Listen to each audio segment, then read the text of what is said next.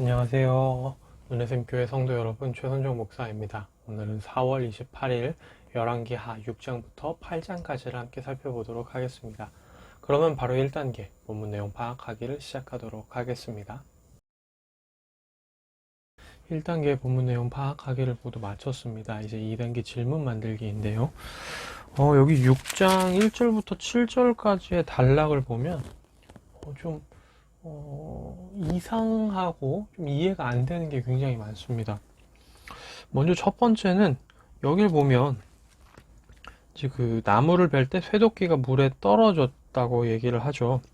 그럼 이제 쇠는 당연히 물보다 이제 그 밀도가 높으니까 물보다 가라앉게 돼 있습니다. 그래서 이제 막 우왕좌왕하고 있죠. 그때 엘리사가 나타나가지고 도끼 아마 머리겠죠? 이게 머리 이렇게 도끼를 이렇게 치다가 이 머리가 반탄력 때문에 튕겨 나가서 물에 빠진 것 같은데요. 이게 어디에 빠졌냐라고 도끼가 물어보니까 이제 그곳을 이 사람이 가리킵니다. 그러니까 엘리사가 나뭇가지를 베어 물에 던지니까 그 쇠도끼가 떠올랐다고 얘기를 합니다. 그러면서 너는 그것을 집으라 하니 그 사람이 손을 내밀어 잡았다 라고 얘기를 하는데 이상하지 않으세요? 여러 가지가 이상합니다. 첫 번째 드는 이상한 점은 그겁니다. 엘리사가 지금 자연현상을 역행시키고 있습니다. 그 물보다 밀도가 높은 쇠 도끼를 물에서 떠오르게 하죠.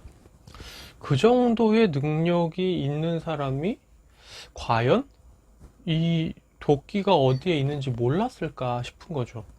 이만한 능력이 있으면 당연히 도끼가 어디쯤 떨어졌을지도 알 수 있지 않았을까 이런 생각이 듭니다. 그리고 보면 그냥 물에서 떠오르는 수준이 아니라 어떻게 보면 그게 이제 자기한테 오게까지 할 수 있을 것 같아요. 근데 이제 그거를 본인이 집지도 않고 이 사람에게 너는 그것을 집으라라고 얘기를 합니다. 나뭇가지를 물에 던져서 이 행위가 도대체 뭘 의미하는지도 모르겠지만 나뭇가지를 물에 던져서 그 쇠도끼를 떠오르게 한 그거밖에 없죠. 나머지는 다 사람에게 이제 물어보고 시키고 합니다. 어디 떨어졌냐 물어보고 떠오르게 한 다음에 그거 가지고 와라 이렇게 얘기를 하는데 엘리사가 능력이 정말 뛰어나거든요. 엘리야의 뒤를 엘리사는 이제 죽은 사람도 다시 엘리야가 그랬던 것처럼 살려낼 수 있는 능력이 있고 자연 법칙도 되돌리죠. 기름도 막 기름이 늘어나는 것들을 보면은 그것도 자연 법칙을 뛰어넘는 겁니다. 이걸 보면 엘리사의 능력은 이 이상인 것 같은데 되게 최소한만 능력을 발휘하는 느낌이거든요. 왜 그랬을까? 이게 좀 첫 번째로 이상한 점이고요. 이 6장 1절부터 7절까지의 본문이 왜 기록되었지? 이것도 되게 궁금해지는 겁니다. 이 본문이 왜 성경에 꼭 있어야 하지? 이 본문은 도대체 우리에게 뭘 알려주고 싶어 하지? 하나님께서는 이 본문을 통해 우리에게 어떤 것을 말씀하려고 하지? 이게 너무 궁금해지는 거죠. 도대체 이 에피소드가 왜 성경에 있어야만 하는가? 이제 이런 것들이 또 궁금해지고 의문이 드는 겁니다. 그래서 6장 1절부터 7절까지의 본문에 대한 여러 가지 이제 궁금증들, 이 본문에 대한 것들을 오늘의 질문으로 한번 잡아봤습니다. 네, 그럼 이제 3단계 질문에 대한 대답 찾기로 넘어가도록 하겠습니다. 3단계 질문에 대한 대답 찾기를 시작하도록 하겠습니다. 여러 주석들을 좀 살펴보고, 그리고 이제 주석들에는 나오지 않는데, 제가 앞뒤 문맥을 살펴보면서 이제 느낀 점들을 한번 정리해서 말씀드리려고 하는데요. 이제 주석에서는 그렇게 얘기를 하더라고요. 여기서 이제 엘리사가 어떻게 보면 제한적으로 능력을 발휘해 보이는 것은 이제 하나님께서 엘리사를 통해 능력을 베푸실 때, 그리고 이제 하나님께서 또 우리에게 적용했을 때, 우리에게 능력을 베푸실 때, 우리가 그 능력이 필요할 때, 하나님의 능력이 필요한 사람일 때, 그냥 마냥 수동적으로 가만히만 앉아 있으면 안 된다는 것을 보여주고 싶어서라고 얘기하는 주석이 하나 있더라고요. 이런 겁니다. 이 사람이 도끼가 물에 빠졌다고 엘리사에게 말하지 않았다면 엘리사는 그 능력을 베풀지 않았겠죠. 그리고 엘리사가 충분히 이 사람의 필요와 상황을 알고 도끼가 어디에 있는지도 알 만한 능력이 있지만 굳이 도끼가 어디 빠졌느냐라고 물어봐서 그 사람이 가르치게 한 것은 그 사람이 처한 상황과 환경, 문제를 상세히 알고자 하는 그 의도가 있었다라는 거죠. 그리고 이제 그 의도를 얘기를 하니까 떠오르게 했고, 하나님의 능력이 일어난 후에도 나머지 몫은 그 기적이 필요했던 그 사람이 가서 마무리를 하도록 하는 걸 통해서 그 주석이 이렇게 얘기를 합니다. 우리가 하나님 앞에 능력이 필요하고 기적이 필요할 때도 같은 원리가 적용되지 않겠냐라고 얘기를 하는 거죠. 우리의 뭔가 문제가 있습니다. 상황에 기적이 필요한 부분이 있습니다. 하나님의 역사가 필요합니다. 그러면 가만히만 있는 게 아니라 내 모든 상황을 하나님이 아시니까 어떻게든 해주시겠지라고 가만히 있는 게 아니라 하나님 앞에 우리의 문제를 구체적으로 상세하게 아시겠지만 그래도 아뢰며 나아가야 된다는 겁니다.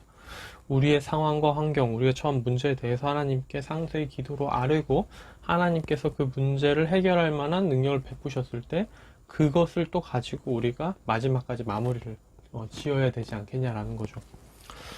그렇게 이것을 얘기하기 위해서 이런 어떤 원리들을 우리에게 보여주기 위해서 이 에피소드, 이 본문이 성경에 기록된 게 아니겠냐라고 얘기를 하던데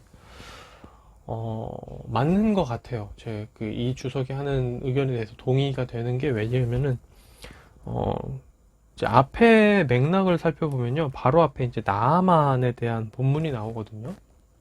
근데 나아만도 보면은 나병 환자였죠. 나병이 낫고 싶은 마음에 하나님의 사람 엘리사에게 본인이 찾아왔습니다. 그리고 엘리사가 바로 거기서 그 나아만을 치료해 준 게 아니라 나아만 보고 물에 들어가서 씻으라라고 얘기를 했죠.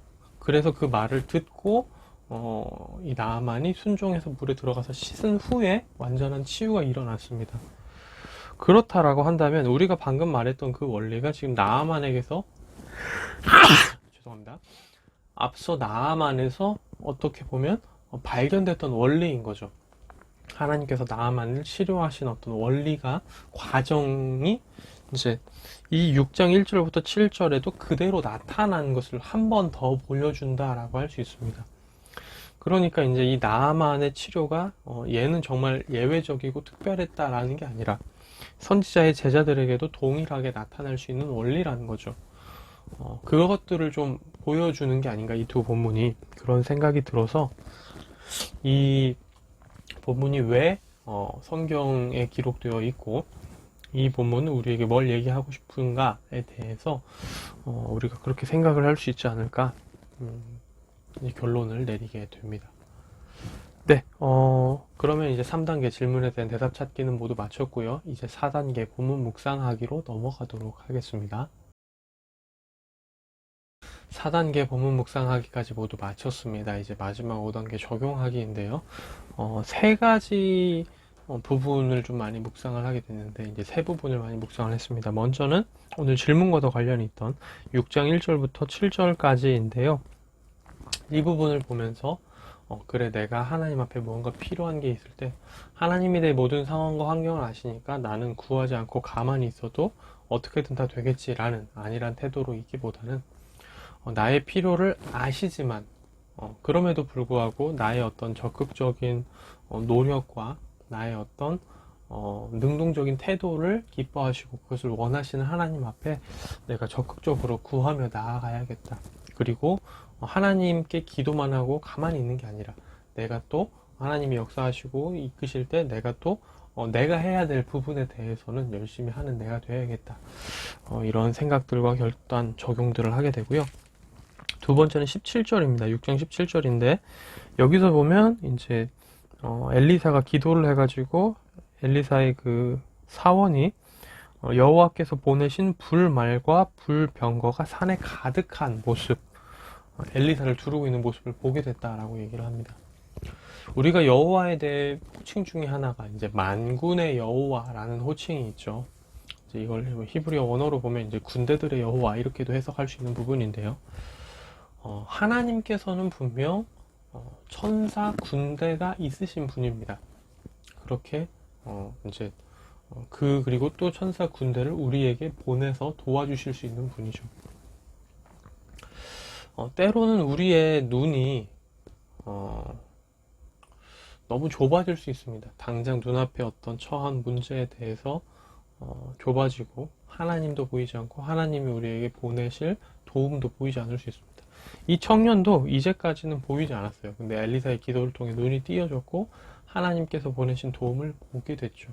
그러고 이제 믿게 됐는데 하나님께서는 엘리사에게 그러셨던 것처럼 여전히 이 시대에도 우리에게 우리 눈에는 보이지 않을지라도 천사를 보내서 우리를 지키시고 우리를 위해 역사하실 수 있음을 믿습니다. 그렇기 때문에 그 만군의 여호와, 많은 군대를 가지고 계신 여호와께서 우리를 보호하시고 도와주실 수 있다는 거죠. 단지 우리 눈앞에 있는 어떤 문제들은 도와주실 수 없는 분이 아니라, 그러니까 이런 말이 있잖아요. 멀리 있는 법보다 가까이 있는 주먹이 더 무섭다고. 근데 이제 그런 문제를 해결해 주실 수 있는 분이 아니라, 그러니까 해결해 주실 수 없는 분이 아니라, 우리 눈앞에 닥친 주먹도 해결해 주실 수 없는, 우리와 멀리 있는 하나님이 아니라 우리 눈앞에 주먹에 대해서도 얼마든지 대응하고 보호하며 대처해 줄 수 있는 분이라는 것을 좀 더 우리가 믿고 그 믿음에 따라 행동할 필요가 있지 않나라는 생각들을 하게 되는 겁니다. 만군의 여호와께서 그 천사들을 우리를 보내서 당장 눈앞에 있는 주먹으로부터 우리를 또 보호해 주실 수 있다는 거죠. 때론 우리 당장 눈앞에 닥쳐있는 위협 때문에 하나님을 저버리는 선택을 할 수도 있습니다. 그런데 우리가 이 청년처럼 우리 눈이 띄어서 바로 눈앞에 있는 불말과 불병거를 본다면 과연 우리 눈앞에 있는 그 위협에 굴복할까요? 라는 거죠. 우리 눈앞에 이 든든한 불말과 불병거가 있다면 아무리 코앞으로 닥쳐온 위협이라 할지라도 우리는 두려워하지 않을 겁니다. 그런 생각을 하면서 당장 눈앞에 우리를 흔들 수 있는 위협이 보인다 할지라도 만군의 여호와를 의지하는 마음 가운데 내 마음을 잘 지키고 내 행실과 결정들이 하나님 앞에서 벗어나지 않았으면 좋겠다, 이런 다짐과 결단들을 해보게 되고요. 세 번째로는 8장 13절입니다. 보면 엘리사가 하사엘을 부끄러워하기까지 쏘아보다가 울었다라고 얘기를 합니다. 그러면서 이 하사엘이란 자가 이스라엘 자손들에게 행할 모든 악을 알기 때문이다 라고 얘기를 하죠. 내가 그들의 성에 불을 지르며 장정을 칼로 죽이며 어린아이를 맺히며 아이뱀 부녀를 가르리라 라고 얘기를 합니다. 끔찍한 얘기죠. 이 하사엘이라는 자가 이스라엘 민족에게 행할 이 악을 보고 하사엘을 쏘아보다가 결국 울어버리는 이 엘리사에게 하사엘이 하는 대답이 좀 각오 아닙니다.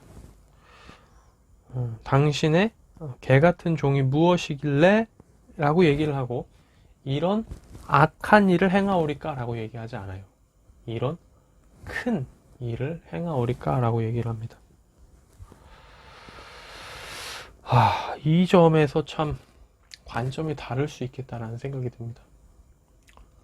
엘리사는 지금 이 하사엘이 할 정복을 통해 이 이스라엘 사람들을 죽일 일에 대해서 악한 일로 생각을 하고 있는데, 하사엘은 그걸 악하다기보다 큰 일로 생각을 하고 있다는 거죠. 왕으로서 다른 나라를 정복하고 그 나라를 정복하면서 전쟁하면서 수탈하고 약탈하고 살해하는 이런 것들을 자신의 큰 일, 큰 업적으로 생각을 하고 있다는 거죠. 똑같은 일이라도 누군가는 악한 걸로 볼 수 있지만 누군가는 큰 일과 업적으로 바라볼 수 있다는 것.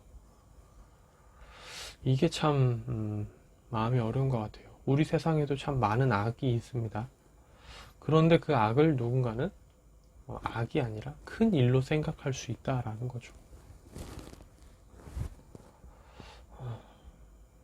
참 이 부분을 보면서 참 마음이 좀 아픈 것 같아요. 다른 사람들의 아픔에 공감하지 못하고 다른 사람들의 아픔에 같이 슬퍼하지 못하고 그저 자신이 이룰 수 있는 어떠한 일 업적으로 생각하는 사람들이 갈수록 많아지는 말세인 것 같다라는 생각도 들고요. 그러면서 나는 결코 이런 사람이 되면 안 되겠다라는 생각을 하게 됩니다. 분명히 누군가가 보기에는 악한 일임에도 불구하고 큰 일로 생각하는 사람이 되지 말아야겠다. 내가 무언가 이룰 수 있는 업적이 있는데 그것으로 인해 누군가는 많은 피해와 고통을 당해야 한다면 그것을 큰 일로 생각하면 안 되는 거죠. 그래서 이런 것들을 바라보면서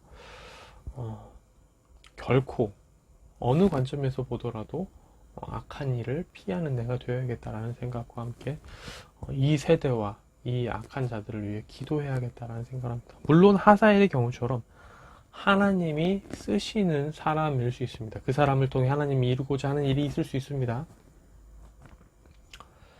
그럼에도 불구하고 이 사회에 이런 악과 슬픈 일이 없어지도록 계속해서 기도하는 내가 되어야겠다 이런 생각도 함께 하게 됩니다. 네, 오늘의 큐티는 여기서 마무리가 되고요. 내일 다시 뵙도록 하겠습니다. 안녕히 계세요.